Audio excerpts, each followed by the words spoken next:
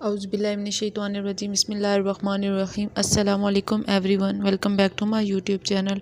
तो आज के इस लेक्चर में मैं आपके साथ 1 to 1 function, many one function और ऑन टू फंक्शन को डिस्कस करने वाली हूँ। तो चलें लेक्चर स्टार्ट करते हैं। यहाँ पर आपको स्क्रीन पे कुछ रिलेशंस शो हो रहे होंगे। इन रिलेशंस को डिस्कस करने से पहले एक छोटी सी चीज़ मैं बता देती हूँ कि फ़ंक्शंस क्या होते हैं। फ़ंक्शन इस टाइप के रिलेशंस होते हैं कि जिनमें हमारे पास एक इनपुट के बदले में एक ही आउटपुट आता है। अगर एक इनपुट के बदले में दो आउटपुट आ जाए तो इसका मतलब है वो वाला रिलेशन जो है वो फंक्शन नहीं होता। इस पे ऑलरेडी मैंने एक डिटेल्ड वीडियो बना रखी है, इसलिए मैं इसको थोड़ा ज़्यादा एक्सप्लेन नहीं करूँगी।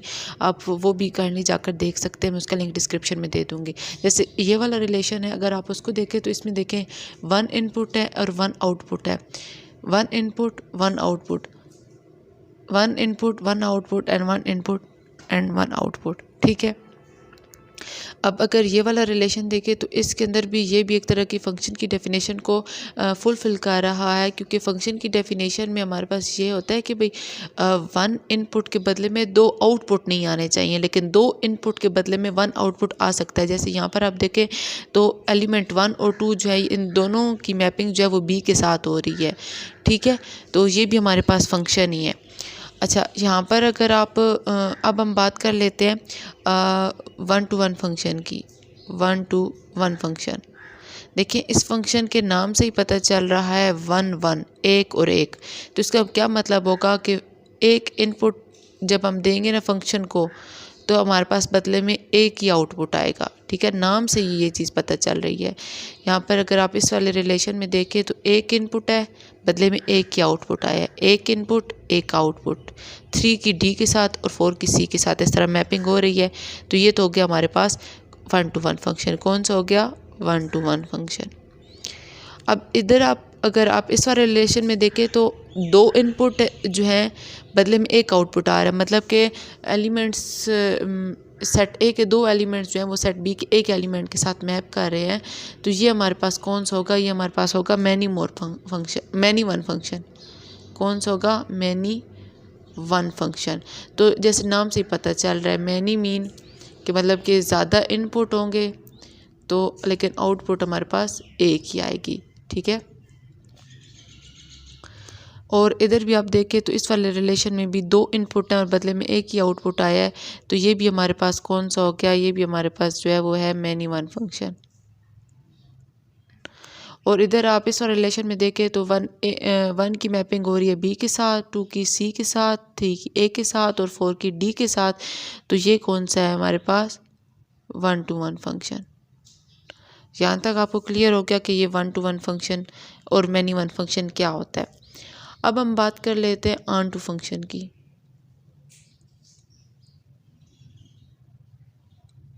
देखिए अगर हमारे पास सेट बी के अंदर ये सेट बी के अंदर जो है कोई भी एलिमेंट जो है वो खाली ना बचा हो तो उसको हम क्या कहते हैं? Onto function. अब इस वाले रिलेशन में देखें तो ए बी सी और डी की तो मैपिंग हो रही है सेट ए के एलिमेंट्स के साथ, लेकिन ई और एफ 2 ऐसे एलिमेंट्स हैं जिनकी मैपिंग नहीं हो रही। ठीक है, तो ये हमारे पास ऑन टू फंक्शन नहीं होगा। इस तरीके से इस वाले रिलेशन में भी ई और एफ़ की जो है वो मैपिंग नहीं हो रही, बल्कि सिर्फ ए बी सी डी की मैपिंग हो रही। ई और एफ़ ऐसे खाली बच रहा है, तो ये भी हमारे पास ऑन टू फंक्शन नहीं होगा। लेकिन अगर आप इस वाले रिलेशन में देखें तो इसमें हमारे पास 1 की मैपिंग हो रही है ए के साथ, 2 की भी ए के साथ, 3 की बी के साथ और 4 की सी के साथ। मतलब कि सेट बी के अंदर कोई भी ऐसा एलिमेंट नहीं बचा जो कि खाली बचा हो, जिसकी मैपिंग ना हो रही हो। तो ये वाला हमारे पास जो फंक्शन है, ये कौन सा फंक्शन है? हमारे पास ऑन टू फंक्शन। ठीक है, अब इस वाले रिलेशन में भी देखें तो सेट बी का हर एक एलिमेंट जो है सेट ए के एलिमेंट के साथ मैप कर रहा है। तो ये भी हमारे पास ऑन टू फंक्शन है। कोई भी एलिमेंट जो है वो सेट बी में खाली नहीं बचा। अगर तो हमारे पास सेट बी के अंदर एलिमेंट्स जो है वो खाली बच जाते हैं, जैसे ई और एफ यहाँ पे बच गया है, तो इस तरह के फंक्शंस को हम बोलते हैं इनटू फंक्शन। क्या बोलते हैं?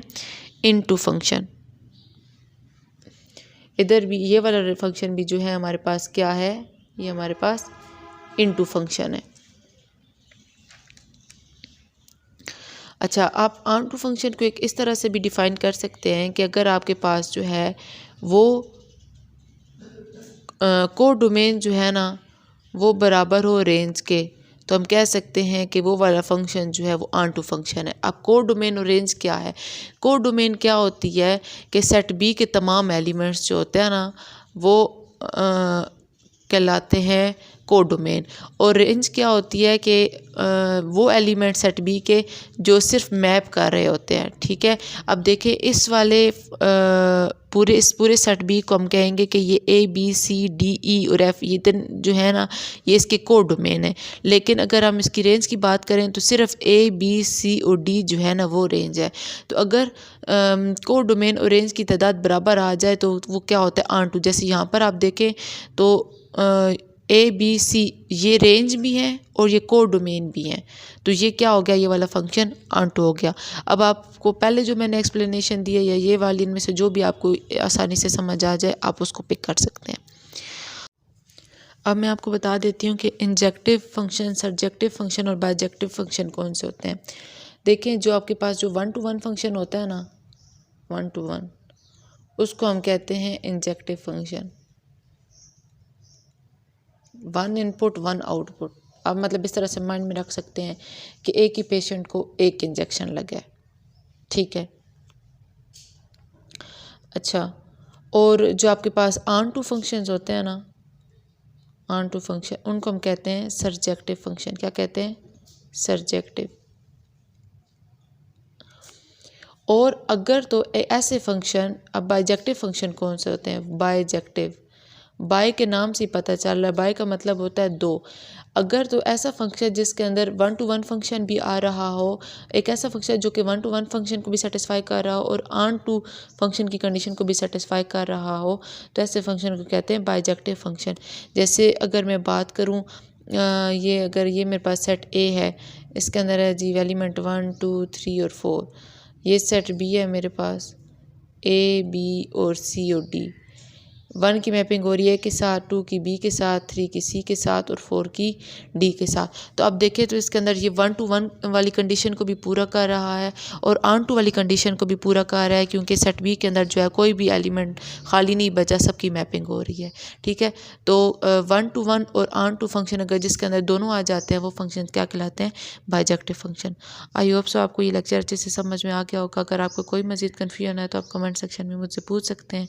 तो काइंडली मेरे चैनल को सब्सक्राइब कर दें एंड वीडियो को लाइक एंड शेयर करना ना भूलिएगा। अल्लाह हाफिज़।